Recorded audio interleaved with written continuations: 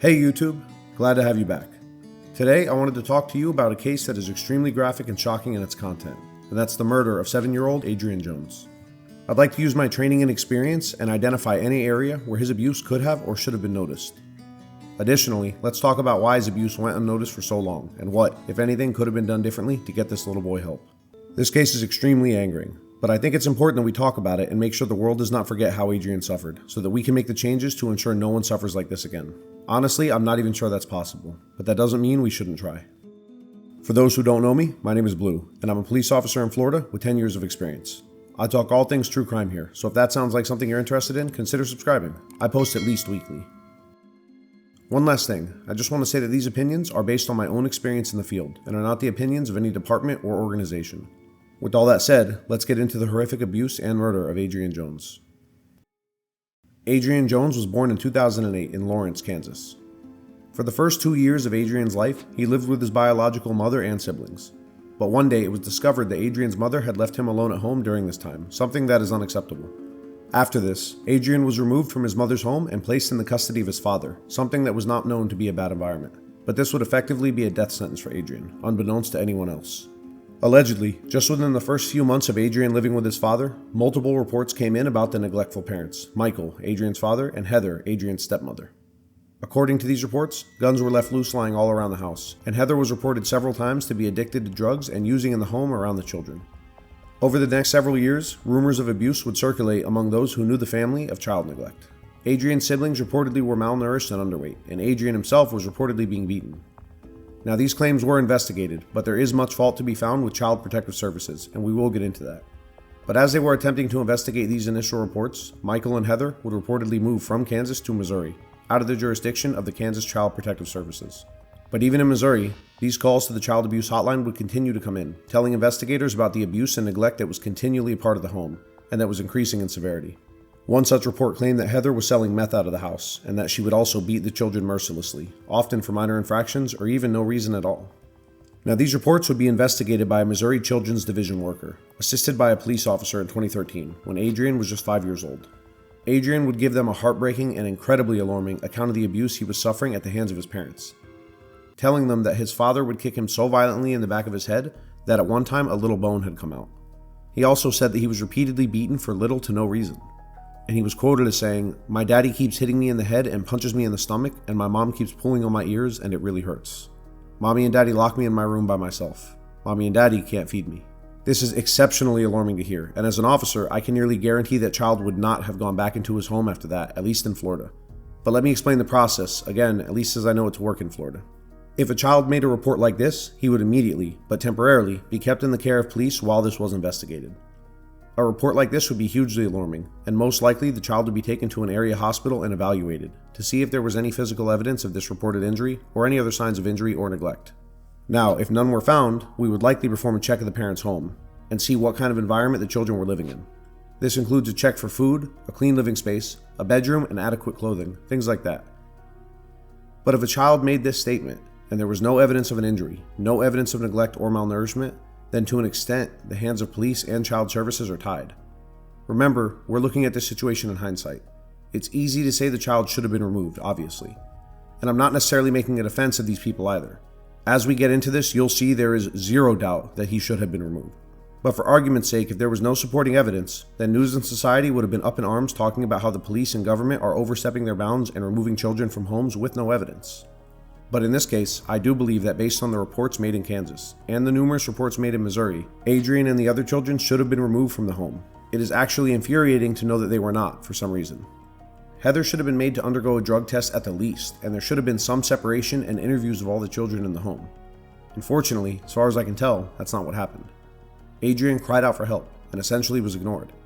Imagine how disheartening that must have been to an innocent 5-year-old boy. He really must have felt just trapped. Months later, yet another interview with Adrian would reveal that he was forced to stand in a corner all day, doing push-ups and jumping jacks. For a period of several months in 2014, Adrian, now 6 years old, was placed in a treatment and rehab center for children, and was diagnosed with post-traumatic stress disorder. That's right, a 6-year-old child was diagnosed with PTSD. How in the world is it possible for a child to get that diagnosis if he is not living through some horrific abuse or neglect? While he was being treated here, I'm sure he told staff of all the things he was living through at the hands of his so-called parents, who were more like monsters in disguise. But like most of Adrian's story, it gets worse as it goes on. After several months, on September 4th, 2014, Adrian was discharged and released. Released to who, you're probably wondering? That's right, his father and his stepmother. But on the condition that his father and stepmother followed an aftercare plan, including enrollment in school and therapy. You see, Adrian was being homeschooled by this point, a fairly common tactic of parents who abuse children, as it makes it easier to continue abusing them by secluding them from anyone who might help. Now, that's not to say that parents who homeschool abuse their kids, just that as we see in this case, it was an excuse they used to terrorize Adrian.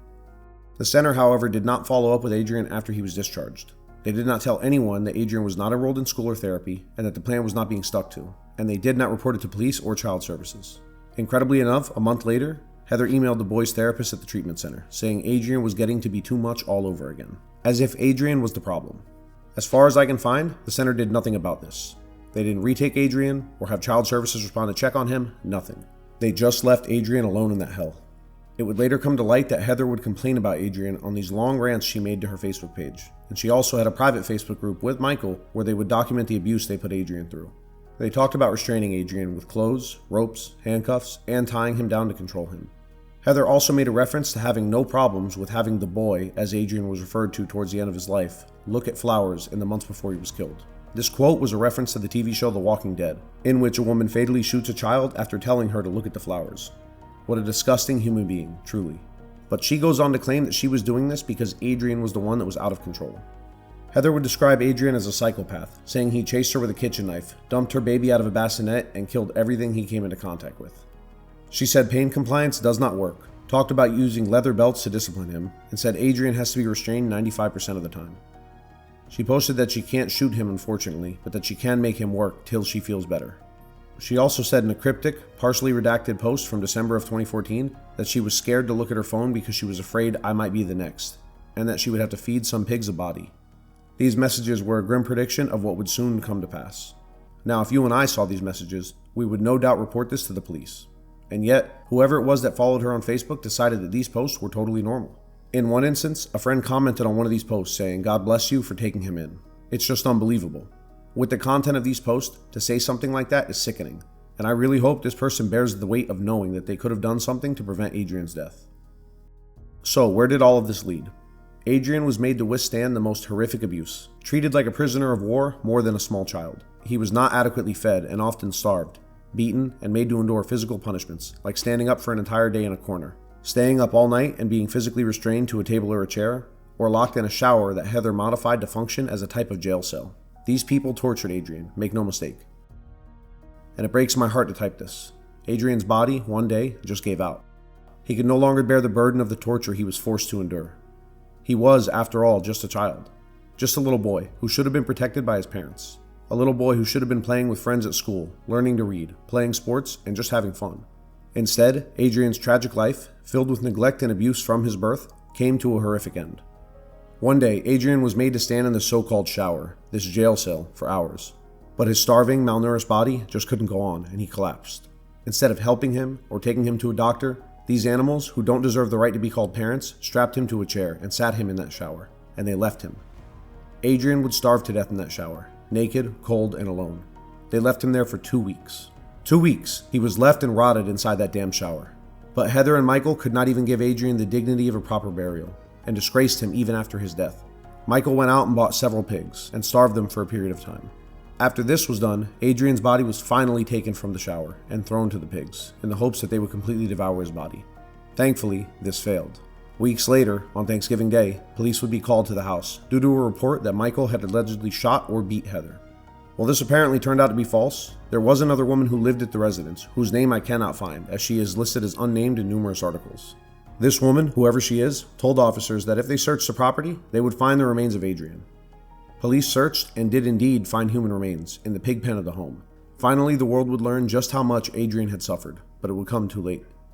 After years of the worst kind of abuse, Michael and Heather would finally be made to pay for their crimes, and both were arrested on the spot. Detectives would get a warrant for the phones of Heather and Michael, and what they would find is shocking.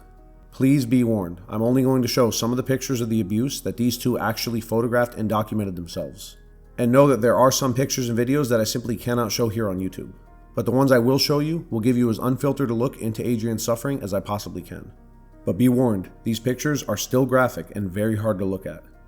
Let's start with what Adrian looked like before this abuse really started to ramp up. Adrian is a smiling, happy child, despite still being abused at home. And this is Adrian in the days leading up to his death. Here we see Adrian being tied down to an inversion table, restrained with his eyes covered. He would be held like this for hours at a time. In another photo, Adrian is seen being handcuffed, something that was a routine punishment for him.